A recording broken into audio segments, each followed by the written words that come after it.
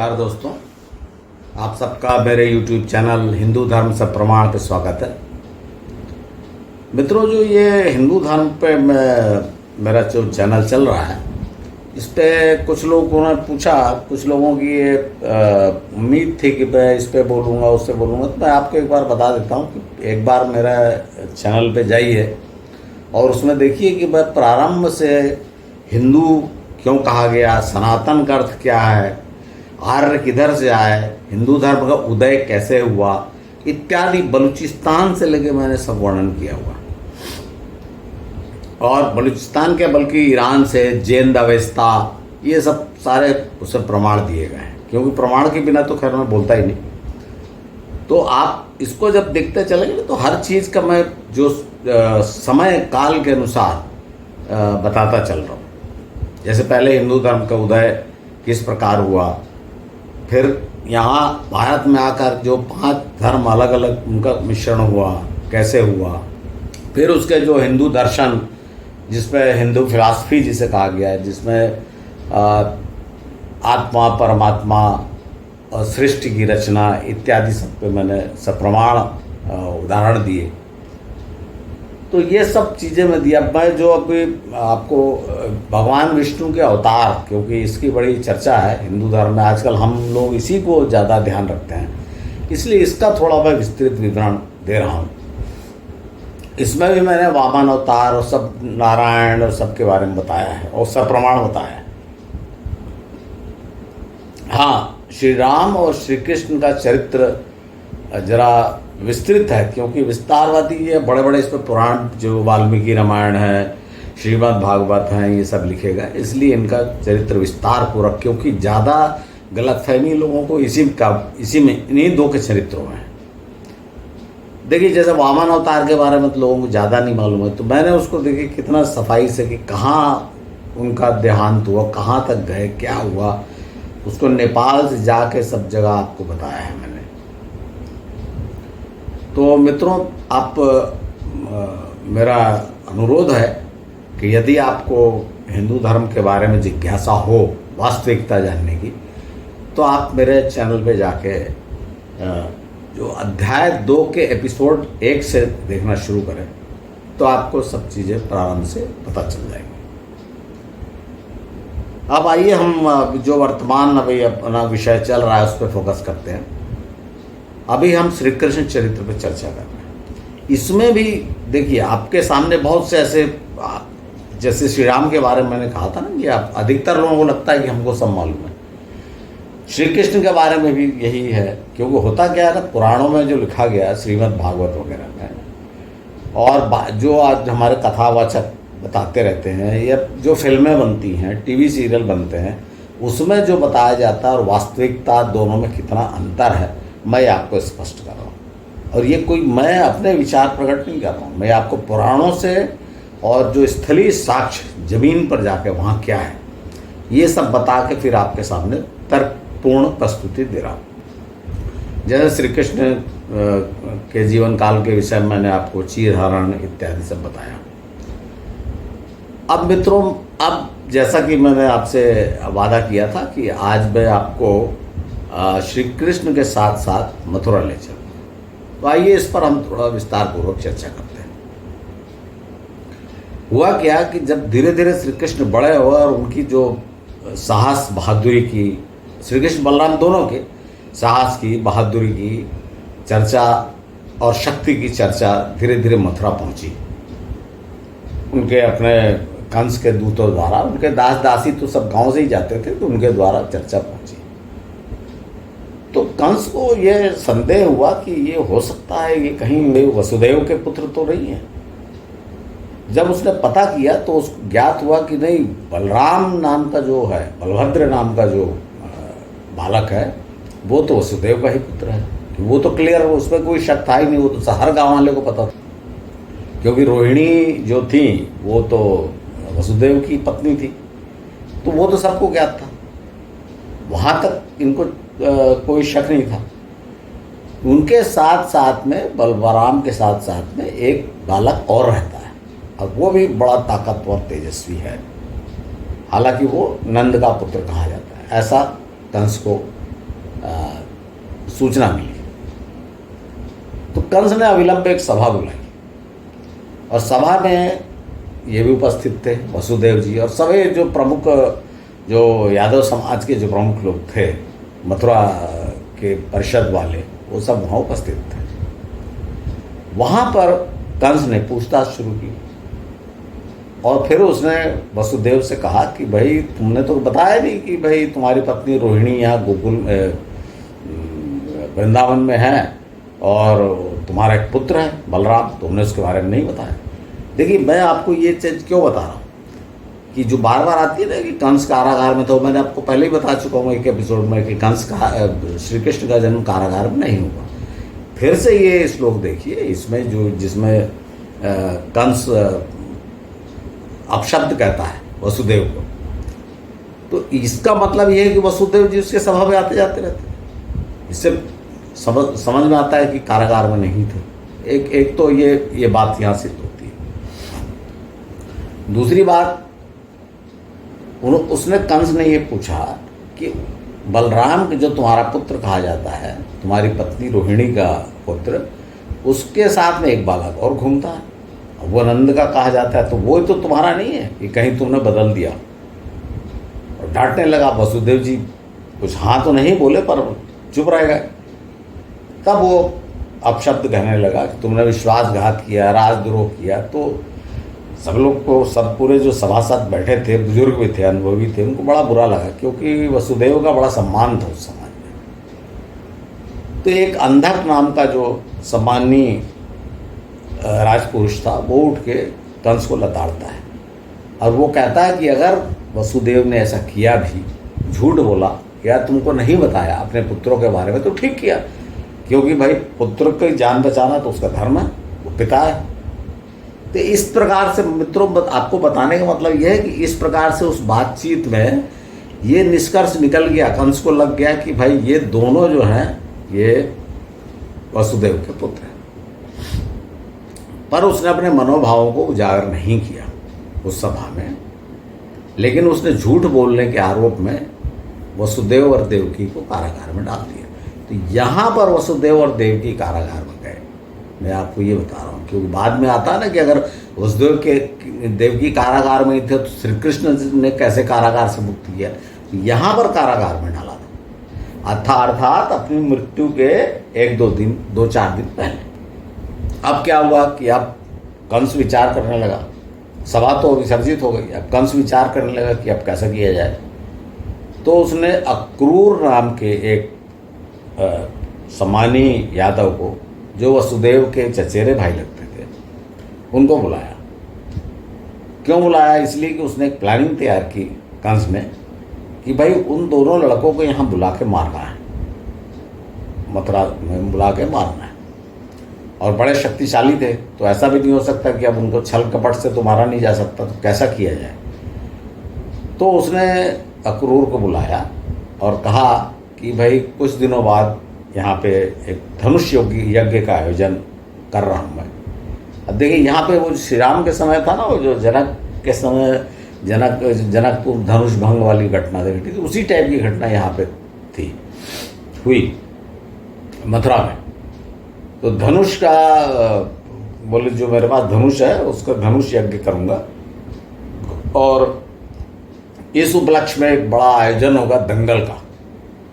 पहलवानों को बुलाया जाएगा, मल्लों को बुलाया जाएगा और कुश्ती प्रतियोगिता का आयोजन होगा। और ये कुश्ती प्रतियोगिता उस समय उस काल में बड़ा लोकप्रिय खेल था।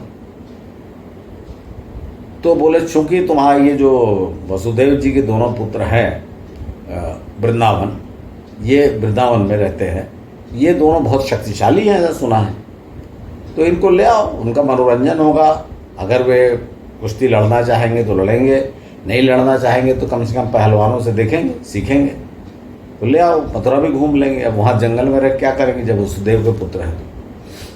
और आपको मैं इसलिए भेज रहा हूँ कि आप उनके चाचा लगते हैं, तो आप उनको समझा बुझा कर ला सकते हैं, क्योंकि मैं दूसरे को भेजूंगा तो हो सकता है ना आए। ऐसा समझाकर अक्रूर जी को, अक्रूर जी ने भी सोचा कि चलो ठीक है, अब बात खुली गई है तो दोनों बच्चों को क्यों जंगल में रहने दिया जाए, यहाँ ले आते हैं, कम से कम उनकी पढ़ाई लिखाई शिक्षा वगैरह ठीक ठाक से हो जाएगी और जंगल में बहुत साल हो गया रहते हुए वन में, तो शहर में आ जाए भाई, राजधानी में आ जाए। तो अक्रूर जी जाते हैं लेने के लिए। यहाँ पर कंस ने अपने दूसरे लोगों को आयोजन करने का आदेश दे दिया कि दंगल, और जगह जगह के पहलवान बुलाए गए, जिसमें आपने बार बार सुना होगा ना, चाणूर, मुष्टिक, ये सब पहलवान बुलाए गए। अब श्री कृष्ण बलराम को ले जब जाते हैं अक्रूर जी, और सीधे जाके नंद के यहाँ रुकते हैं, क्योंकि नंद ही मुखिया थे गांव के, तो मुखिया के जाएंगे तो वो बड़ा आदर सत्कार करता है कि भाई राजा का प्रतिनिधि आया है। और वहाँ पे जैसा कंस की प्लानिंग थी, उनको सीधे ये नहीं बोलते कि दोनों बच्चों को दे दो, उन्होंने वो जाके बोलते हैं कि सब गांव वालों को न्योता है मथुरा जाने का, क्योंकि वहाँ पे एक दंगल का आयोजन किया गया है और धनुष यज्ञ किया जा रहा है, तो आप सब गांव वाले चलिए, आप लोग सब। अब वो राजाज्ञा को ठुकरा नहीं सकते थे, बोले चलिए। अब कंस और कृष्ण और बलराम ये दोनों ने जाने से इनकार कर दिया, बोले हम शहर में नहीं जाएंगे, हमको यहाँ ही अच्छा लगता है गाँव में। तब अक्रूर जी ने रात में ये भेद देखिए, यहाँ पे इनको तो मालूम था, नंद को, यशोदा को मालूम था पुत्री बदली गई, पर किसी को और को नहीं मालूम था। तो यहाँ पर अक्रूर जी जब देखे कि बच्चे तैयार ही नहीं हो रहे दोनों बालक चलने को, तब अक्रूर जी ने यहाँ पर उनको ये भेद खोल दिया कि भाई तुम्हारे पिता कारागार में हैं, तुम दोनों वसुदेव के पुत्र हो, तो तुम दोनों चलोगे तो कंस तुम्हारे पिता को स्वतंत्र कर देगा, तुम भी स्वतंत्र करा सकते हो कंस से बोल के। तुम अगर नहीं जाओगे तो वो तो कारागार में ही रहेंगे। तब ये भेद श्री कृष्ण पर खुला कि भाई मेरे पिता तो वसुदेव हैं, नंद नहीं है। बलराम को ये बात पता थी, लेकिन बलराम को ये नहीं पता था कि कारागार में, उनको पता था कि मेरे पिता राजा कंस के पार्षद हैं। तो दोनों तैयार हो गए। तो कुछ दिन उनके निकल गए ये सब समझाने बुझाने में वहाँ पे अक्रूर जी के। फिर अक्रूर जी उनको लेके, जिस दिन गाँव वालों की भी तैयारी हुई, भाई राजा के यहाँ जाना है तो जो भी टैक्स वगैरह पटाना, घी मक्खन दही सब लेना, ये सब ले लवा के गाँव वाले अपना बैलगाड़ियों में चले धीरे धीरे। और कृष्ण बलराम अक्रूर जी के साथ रथ में चले, तो वो तेजी से चले। तो यहाँ पर देखिए, जब दोनों तेजी से चले तो यहाँ पर कुछ घटनाएं ऐसी घटी जिसका बड़ा श्रीमद् भागवत में बड़ा, और ये पंडित लोग भी बोलते हैं, बड़ा महत्व दिखाते हैं।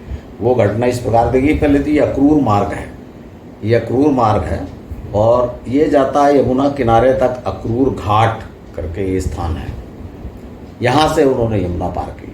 तो यहाँ पर मंदिर भी है अक्रूर जी का, और ऐसी मान्यता है कि ये जो मंदिर है इस स्थान पे रथ खड़ा कर दिया और श्री कृष्ण बलराम उसमें बैठ गए। और अक्रूर जी ने कहा कि मैं जरा यमुना में स्नान कर लेता हूँ और जो भी अपना पूजा पाठ कर लूँगा। कई जगह ये भी वर्णन है कि यहाँ उन्होंने रात बिताई, और कई जगह ऐसा है कि भाई जल्दी जाना है इसलिए दोपहर में वो नहाए। इस तरह का जैसा भी होगा, उस दिन पहुँचे या नेक्स्ट डे पहुँचे, क्योंकि अलग अलग वर्णन है। श्रीमद् भागवत में थोड़ा अलग है, हरिवंश पुराण में थोड़ा अलग है। जो श्रीमद् भागवत की टीकाएँ हैं सुख सागर और सुख सुधा सागर नाम से, उसमें भी थोड़ा अलग है। पर सबका अर्थ ये है कि जब नहाने के लिए घुसे यमुना में, तो उन्होंने वहाँ साक्षात श्री कृष्ण को नारायण के रूप में देखा और सब पूजा कर रहे हैं और नाग के सिंहासन पे हैं, नाग देवता स्वयं पूजा कर रहे हैं, इस तरह का देखा। तो घबरा के बोले, अरे श्री कृष्ण तो यहाँ है। तो वो पानी से ऊपर निकल आए, तो देखा तो श्री कृष्ण तो बैठे हुए हैं रथ में। फिर वो डुबकी लगाए, फिर देखे कह रहे श्री कृष्ण। तो इस तरह का जो चमत्कार पूर्ण वर्णन है, मतलब इससे अक्रूर को विश्वास हो गया कि भाई ये तो परमात्मा है। नहीं तो उनको पहले एक दिल पे बोझ महसूस हो रहा था, एक आत्मग्लानि हो रही थी, कह रहे मैं दोनों बच्चों को ले जा रहा हूँ, कहीं कंस इनको कारागार में न डाल दे कि इनको पिता माता को डाला हुआ है। तो उनको ये आत्मग्लानि थी, पर उनको लगा कि ये तो परमात्मा है, अब इनको ले चलो, हो सकता है कंस का नाश यही करें। ये एक जस्टिफिकेशन उसमें दिया हुआ है। तो ये तो खैर कहानी है, इसको छोड़िए, पर इसका बड़ा वर्णन है और इतना पक्का है कि भाई ये बात जरूर है कि भाई इतनी दूर देखिए, रथ तो धीरे धीरे चले गए उस जमाने में और अच्छी रोड भी नहीं थी। हालांकि ये मार्ग आज है, आज भी कच्चा मार्ग है, इसे अक्रूर मार्ग कहा जाता है। यहाँ से 30-35 किलोमीटर पड़ता है मथुरा नंदगांव से। तो यहाँ से जब वो जो भी ये वाली घटना घटी उसके बाद वो ऊपर आए और वो लेके दोनों को पहुँचे। तो जब मथुरा पहुँचे, मथुरा पहुँचने के बाद श्री कृष्ण बलराम रथ से उतर गए और उन्होंने कहा कि चाचा जी आप घर जाइए और हम जरा मथुरा घूमेंगे, और थोड़ी देर में बैलगाड़ियों से हमारे पिताजी और सब लोग आ रहे हैं जो, वो धीरे धीरे शाम रात तक पहुंच जाएंगे। तो वो मथुरा के सीमा के बाहर जो वन है, उपवन है, वहाँ पर अपने डेरा डालेंगे। तो हम लोग उनके पास चले जाएंगे, वहीं रहेंगे, रात गुजारेंगे। अक्रूर जी को बड़ा मन में भय था, लेकिन कुछ नहीं कर सकते थे। उन्होंने कहा ठीक है। तो यहाँ पर फिर कुछ ऐसी घटनाएं दी गई हैं जो कि बड़ी विचित्र हैं और पता नहीं कैसे वाचक, जैसा आपको मैंने बताया था कि भाई श्री राम के केस में भी यही हुआ, श्री कृष्ण केस में कि जिसको मारते हैं उसको लिखा हुआ है कि उसका उद्धार कर दिया। तो पहले उन्होंने एक धोबी रंगरेज जो कंस के कपड़े लेके जा रहा था उसको बोला कि अरे भाई बड़े सुंदर सुंदर कपड़े हैं, हम लोग तो गांव से आ रहे हैं, जंगल से आ रहे हैं, हमारे को कुछ उनको थोड़ा लगा कि अरे यहाँ शहर में तो सब लोग अच्छे अच्छे कपड़े पहन घूम रहे हैं, हम तो बड़े रद्दी कपड़े पहने हुए। तो उन्होंने रंगरेज से मांगा कि हमको भी दे दो, एक एक दो। तो वो रंगरेज जो था धोबी, वो उनको अनाप शनाप बोलने लगा, अभी जो राजा के सिपाही तुमको पकड़ के अंदर कर देंगे, तुम जंगली हो, गंवार हो, इस तरह का। तो श्री कृष्ण ने एक तमाचा मारा, उससे वो मर गया रंगरेज। तो श्री कृष्ण और बलराम ने कपड़े छांट के पहन लिए और उनके साथ पीछे पीछे जो उनको यादव जो उनके ग्वाल बाल थे उन्होंने भी कपड़े पहन लिए। इस तरह का वर्णन है। उसके बाद फिर पीछे से एक आ रही थी दासी कंस की, कुब्जा, वो उससे उन्होंने अंगराग, मतलब जैसे बदन में चंदन, ऊपर का पोर्शन तो कुछ पहनते नहीं थे, नीचे धोती पहनते थे, तो ऊपर ऐसा कुछ चंदन से ऐसा टीका वीका लगा लिया, अंगराग कहा जाता था। तो वो उससे मांगा तो उसने सब लगा दिया। इसी कुब्जा का आगे फिर वो श्री कृष्ण प्रसन्न हो गए तो उन्होंने कुब्जा के पैर पे, दोनों पैरों को अपने पैर, मतलब अपने पैर से उसके दोनों पंजे पे खड़े हो गए और उसके कमर को पकड़ के और उसके जो ये चिन्ह है ठुड्डी, इसको झटका दिया तो वो सीधी हो गई, उसका कुबड़ खत्म हो गया। ऐसा वर्णन है। जो भी हो, मतलब इससे थोड़ा ये पता लगता है कि उनको शरीर विज्ञान का भी काफ़ी अनुभव था श्री कृष्ण को। और ये तो आपको पता है, जैसे मैंने जो बताया आपको लग रहा बड़ा अद्भुत, पर आपको पता है गांव वाले जो हड्डी बिठाना बोलते हैं पीठ में, अभी तक कई होते हैं छोटी जगहों में जो हड्डी बिठाते हैं, स्लिप डिस्क को ठीक कर देते हैं झटका देके। ये उसी टाइप की घटना है, कोई बड़ी असंभव बात नहीं है। तो ये सब करते करते वो कंस के शस्त्रागार पहुंच गए। वहाँ उन्होंने वो जो रखवाला था उससे बोला कि भाई हमको धनुष दिखाओ जिसके पूजा वूजा होने वाली है। तो उसने उनको डांटा वाटा कि अरे भाग जाओ यहाँ से। तो उन्होंने उसको मार दिया, वो भाग गया कंस को रिपोर्ट करने, और वो धनुष को उठा के देखने लगे खींच खांच के, तो धनुष टूट गया। तो ये सब घटनाएं घटी। उसके बाद वो अपने चले गए वापस मथुरा। शाम हो गई थी, मथुरा से बाहर निकल चले गए। उनके सब आ गए थे वृंदावन वाले, उनके साथ वो वन में रहे रात में। इधर कंस को अब जब ये सब सूचना मिली कि भाई धोबी को मार दिया मेरे, और वो धनुष तोड़ दिया, पहरेदार को मार दिया, तो कंस को पक्का विश्वास हो गया कि भाई ये तो वसुदेव पुत्र, यही है मेरा विनाश का, मेरा काल। क्योंकि ये इतना भयानक है, 11 साल का लड़का है और उसी समय लगभग इसका जन्म हुआ होगा, और इतना भयानक है, और मैंने अपने काल को स्वयं आमंत्रण दे दिया।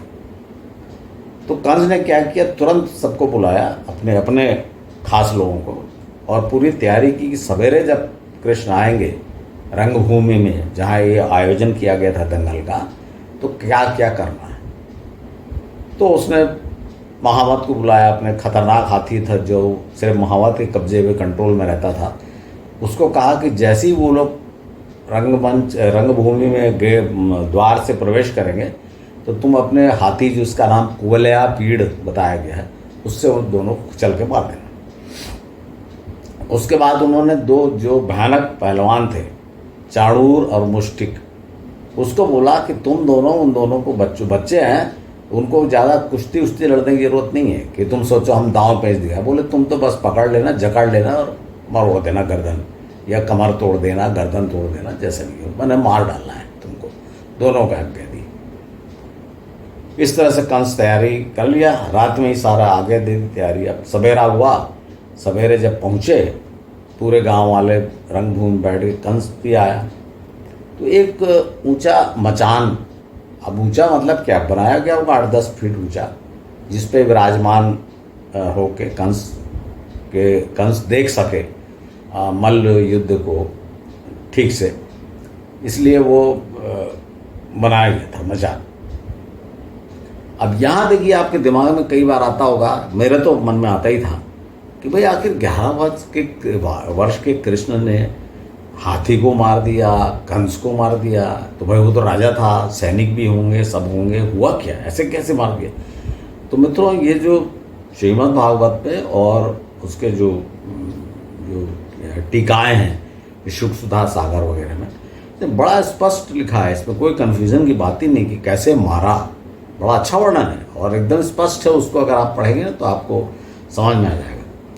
ये देखिए, पहले जैसे ही वो द्वार पर पहुंचे तो महावत तैयार खड़ा था हाथी लेके, उसने देखा और इशारा, भाई यही दोनों हैं करके, तो वो अपने हाथी को अंकुश से उस तरफ दौड़ाया उसने। तो जैसे ही हाथी दौड़ाया तो वो दोनों छितराए और कृष्ण पे उसने अपना फोकस किया, साधा महावत ने हाथी को कि भाई इसको पकड़ो। तो कुछ देर तक लुका छिपी चलती रही। कृष्ण जैसे फिसल जाते, जब वो दांत से मारने की कोशिश करता था या सूंड से पकड़ने की कोशिश करता था तो हाथी के दोनों पैरों के बीच में सरक के पीछे से निकल जाते थे। इस तरह करते रहे खिलवाड़। फिर कृष्ण ने सोचा कि ये तो मारे बिना छोड़ेगा नहीं, ऐसा लग रहा पीछे ही पड़ा है। पहले वो सोचे तो मजा आ गया, हाथी कुछ पीछे पड़ गया। थोड़ी देर में उनको समझ में आ गया कि ये तो मुझको मारने का ही प्रयत्न है। तो फिर एक वो चट्टान जो थी उस पर थोड़ा सा वो जाके लेट गए। ऐसे लेट गए मतलब आराम से नहीं लेटे, एकदम दौड़ते हुए जाके, जिससे वो सोचे कि भाई ये थक गया। तो महावत ने हाथी को दौड़ाया और हाथी भी क्रोधित होकर अंकुश लगने से अपने दोनों दांतों से उसको, श्री कृष्ण को मार डालने के लिए दोनों दांत जोर से चट्टान पे, मतलब उसने आक्रमण किया, दोनों दांतों को क्या कहना चाहिए, मारा, टकराया। तो उस बीच में श्री कृष्ण फिर उसके दोनों पैर के बीच में नीचे चले गए। तो दांत जब टकराए चट्टान पे तो दांत टूट गए, पूरे जड़ से नहीं टूटे, एकदम टूट के लटक गए। तो एक दांत को श्री कृष्ण ने और एक दांत को बलराम ने उखाड़ लिया पैर से। जो हाथी गिर पड़ा नीचे, दोनों दांत टूटने से हाथी भी गिर गए नीचे। तो दोनों दांतों को उखाड़ लिया दोनों ने, और फिर उन दांतों से दोनों अपने अपने, उनके हाथ में शस्त्र आ गया। तो उससे पहले तो उन्होंने हाथी को मार दिया, महावत को मार दिया। उसके बाद अनेक जो पहलवान दौड़े उनको मारा। आखिरी में चाणूर और मुष्टिक को भी उन्होंने पकड़ के मार दिया, क्योंकि उसको अंदाजा नहीं था। वो तो सोच रहा था बालक है तो बड़ा निश्चिंत है। इस बीच में जब ये सब युद्ध चल रहा था ये सब, और इस बीच में कंस के 8 भाई थे, वो दौड़े आए और वो देखने लगे अरे उपद्रव। तो फिर बलराम उनसे जूझ पड़े। तो जब ये बलराम का युद्ध चल रहा था कंस के भाइयों से, इस बीच में श्री कृष्ण धीरे से जाके सबकी नज़र, क्योंकि सबका ध्यान तो रंगभूमि पे था, जो क्या बोलेंगे अखाड़ा था उस पर। तो श्री कृष्ण जाके पीछे से मचान के ऊपर चढ़ गए।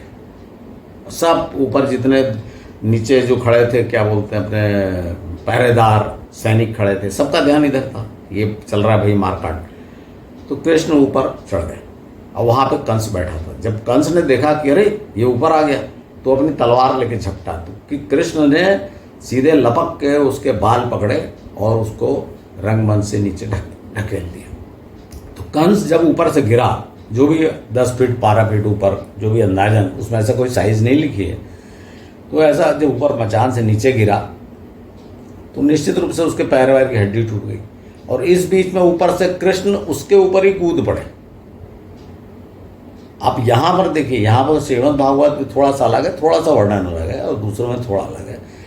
एक श्रीमद् भागवत में है कि वो श्री कृष्ण जब कूद पड़े तो उसके प्राण पखेड़े उड़ गए, उसकी गर्दन टूट गई। दूसरे में लिखा है कि श्री कृष्ण ने उस घायल को जिसकी हड्डियां टूट गई थी, कंस, उसको बालों से पकड़ के रंग भूमि के चारों तरफ घसीटा और उससे उसकी गर्दन टूट गई। दोनों में है वर्णन एक ही टाइप का कि गर्दन पकड़ के घसीटा और गर्दन टूटने से कंस मारा गया।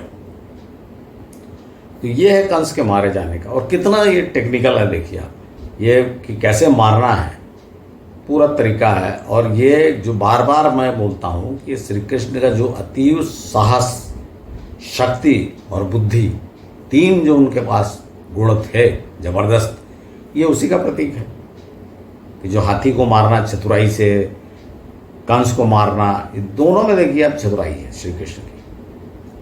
तो मित्रों, इस प्रकार से कंस को, हालांकि बाद में आप देखिए यहीं पर जब आप जाएंगे ना, मथुरा जाएंगे, तो वो कंस किले के पास ये अखाड़ा है जिसे कंस अखाड़ा कहा जाता है। आज भी वहाँ पे थोड़ा उस चीज़ को जीवित रखा गया है, कुछ ऐसे कुश्ती उश्ती लड़ने के और व्यायाम करने के कुछ वहाँ पे उपकरण लगा दिए गए हैं। और वहाँ से फिर आप यमुना किनारे एक जगह है, कंस खार कहा जाता है, तो वहाँ कहानी सुनाई, भाई हर कोई अतिशयोक्ति बताता है, तो वहाँ कहानी सुनाई जाएगी कि भाई श्री कृष्ण ने कंस घसीटते लाया और यहाँ से यमुना में फेंक दिया, जबकि ऐसा नहीं हुआ। श्री कृष्ण जब वो मारा गया कंस, तो भाई वो अब उग्रसेन का पुत्र था, तो यमुना में ला के फेंकने का सवाल ही नहीं उठता। उनका उद्देश्य मारने का, तो मार दिया। तो बाकी सब भीड़ भाड़, रोना गाना मच गया, कंस की रानियाँ आ गई, सब लोग आ गए, तो इसलिए वहाँ ले जाने का सवाल ही नहीं होता। और उसके पास में ही है विश्राम घाट करके घाट है, जहाँ कहा गया कि श्री कृष्ण ने यहाँ पे विश्राम किया। मतलब चूँकि वो अखाड़े में, भाई कच्चा अखाड़ा मिट्टी का रहता था पहले, तो भारत भूमि में जो अखाड़े रहते थे वो तो मिट्टी के रहते थे, मिट्टी में ही लड़ते थे पहलवान। तो मिट्टी सन गई होगी, खूना खून हो गया होगा, हाथी से भी लड़े, खून और लोगों को मारा, तो वो सब नहाने धोने के हिसाब से वो वहाँ विश्राम घाट जहाँ है वहाँ नहाया, तो वो उनकी स्मृति है, विश्राम घाट कहा जाता है। तो ये जो घटना घटी, उसके बाद यादवों की सभा हुई। तो पहले तो श्री कृष्ण गए, बलराम श्री कृष्ण अपने पिता माता को, और जो उग्रसेन जो वास्तविक राजा थे, कंस के पिता, इनको आज़ाद कराया कारागार से। फिर यादव समाज की मीटिंग हुई। वहाँ सबने कहा भाई श्री कृष्ण तुमने मारा है कंस को, तो तुम्हारा अधिकार है सिंहासन पे। तो देखिए यहाँ मित्रों, यहाँ पर आप ध्यान से देखेंगे ना, ये बात सबने कही कि श्री कृष्ण तुमने मारा है, तुम्हारा अधिकार है। लेकिन श्री कृष्ण ने फिर उनकी बुद्धिमत्ता, उनको पता था कि मैं एक तो अनुभवहीन हूँ, 11 साल का बालक, और सीधे वन से आ रहा, मुझे तो कुछ भी राजनीति का, कूटनीति का, युद्ध नीति का कोई ज्ञान नहीं है। तो उन्होंने इस बात को अस्वीकार कर दिया। उन्होंने कहा कि नहीं, मैं नहीं बनूंगा, और उन्होंने राजा जो उग्रसेन को ही बनाया। अब देखिए इसका फर्क, जो असर क्या हुआ। इसका असर ये हुआ कि सभी यादव मुक्त कंठ से उनकी प्रशंसा करने लगे कि अरे इनको राजगद्दी मिल रही थी और ठुकरा दी और उग्रसेन को राजा बनाया। और दूसरी तरफ उग्रसेन जो है उनके एकदम आभारी हो गए कि भाई अब श्री कृष्ण जो बोलेंगे वही होगा, कि उग्रसेन के तो पुत्र मारे गए थे सब, कंस मारा गया, उसके सब भाई भी मारे गए थे। तो इस प्रकार से ये घटना घटी। यहाँ तक ये जो कंस को मारने वाली बात मैं बता रहा हूँ। और इसके बाद क्या हुआ कि यहाँ तक जो मैं आपको बताता हूँ, ये आज मारने वाली बात, इसके बाद क्या हुआ, जो कंस की दो पत्नियाँ थीं, वो जो मगध का राजा था जरासंध, जो बहुत बड़ा राजा था, मगध जो उस समय जो 16 जनपद कहे जाते थे, उसमें ये मगध सबसे शक्तिशाली बड़ा था। तो उसकी पुत्रियां थी, तो उस तक खबर पहुंची। अब इनको यादवों को पता था कि भाई अब ये तो जरासंध का आक्रमण होगा। तो फिर उन्होंने क्या तरीका निकाला वो मैं आपको अगले एपिसोड में बताऊंगा। तो मित्रों, यहाँ मैंने आपको ये बताया कि कंस कैसे मारा गया, क्योंकि ये मुझे बड़ा आश्चर्य लगता था कि शक्तिशाली ऊंचा पूरा राजा, उसको आखिर 11 वर्ष कंस ने कैसे कृष्ण ने कैसे मार दिया, जबकि वो सेनापति सैनिकों से भी घिरा होगा, और इतने बड़े हाथी को भी मार दिया। तो ये मैंने आपको विस्तारपूर्वक उल्लेख किया। और इसमें वो स्थल हैं। सबसे बड़ी बात यह है कि जब आप ब्रजभूमि में जाएंगे तो आप चमत्कारों को आप एक तरफ रख दीजिए, लेकिन ये घटनाएं घटी हैं और इसके स्थलीय साक्ष्य हैं, लोगों की मान्यताएं हैं। देखिए मित्रों, ब्रजभूमि में मैंने आपको बताया था पिछली बार कि कदम कदम पे श्री कृष्ण की जो भी घटनाएं घटी ना, उसके साक्ष्य हैं। और आप ये जो पढ़ लेते हैं या जो आपको कथावाचक बताते हैं राक्षस राक्षस, ऐसी कोई बात नहीं है। मैं आपको कई बार बता चुका हूँ कि जिनको राक्षस कहा गया या अनार्य लोगों को कहा गया, या जो आर्यों से लड़े थे उनको कहा गया। अब जैसे एक उदाहरण मैंने आपको बताया था, पूतना वध का बताया था श्री कृष्ण के काल शुरू में, उसी को आप देखिए ना, मैं उसका उदाहरण देता हूँ। अब पूतना अगर राक्षसी थी, इतनी विशाल का है, डील डॉल की विशाल का है, उसका साइज भी लिखा हुआ है उसका, तो आपको जानकर आश्चर्य होगा। एक गांव है बाटी, मतलब ब्रजभूमि में ही है, खेचड़ी कुछ ऐसा नाम है, उसको पूतना का गांव, वहाँ सब गांव वाले मानते हैं पूतना का गांव है। और वहाँ पे एक कुंड है, कुंड क्या है वो समझ लीजिए, पानी वहाँ गड्ढा है, तो उसको पूतना कुंड कहा जाता है कि भाई पूतना यहाँ नहाती थी। अब बताइए, अगर एक गांव है और वहाँ पे पूतना रहती थी, इसका अर्थ क्या हुआ कि भाई पूतना उस गांव की थी और वो कंस की दासी थी। भाई आखिर जो कंस के दास दासियां होंगे वो आसपास के गांव के ही तो होंगे, जितने नौकर चाकर होंगे। तो पूतना उस गांव की रहने वाली थी और वो कंस के महल में दासी थी, और उसको भेजा था कंस ने, और भी दासियों को भेजा होगा जो युवा दासियां होंगे कि जाओ भाई, जो बच्चे अभी जन्म लिए हैं। जब कंस को शक हुआ था कि ऐसा तो नहीं कि लड़की ले आया और लड़के को अपने छुपा दिया, तो सब बच्चों को मारने के लिए भेजा था ना, तो उस समय पूतना को भेजा होगा। बाकी तो फिर ये बार समझ लीजिए कि जो मारने वालों में ये इंसान थी। बाकी तो आपको पता ही है, बकासुर, अघासुर, वत्सासुर, तरह तरह के, धेनुकासुर, वो तो सब तरह तरह के जानवर पक्षी इत्यादि थे। ये पूतना तो वहाँ की रहने वाली थी, और ये फिर उसका प्रमाण है कि भाई उस गांव में रहती, उस गांव वाले बताते हैं कि हाँ पूतना यहाँ की रहने वाली है। तो मैं आपको यही बता रहा हूँ कि ये जो कहानी इतिहास के रूप में आप इसको देखिए, और इस श्री कृष्ण चरित्र को बताती हैं, पर चमत्कार देखेंगे फिर राक्षस ये वो, तो आपको पता नहीं चलेगा, और फिर वही माथालाजी हो जाएगी। तो आशा मित्रों, ये कंस को कैसे मारा ये वृत्तांत आपको पसंद आया होगा, और अगले एपिसोड में मैं आपको बताऊंगा कि श्री कृष्ण को लेकर क्या प्लानिंग की गई आगे, क्योंकि राजा तो उग्रसेन बन गए थे। तो राजा उग्रसेन, श्री कृष्ण के पिता वसुदेव, इन लोगों ने इन दोनों बालकों के लिए फ्यूचर प्लानिंग, जिसको भविष्य की क्या प्लानिंग की। धन्यवाद मित्रों। यदि आपको एपिसोड पसंद आया होगा तो इसे लाइक करें और अपने मित्रों को, परिचितों को शेयर करें। धन्यवाद।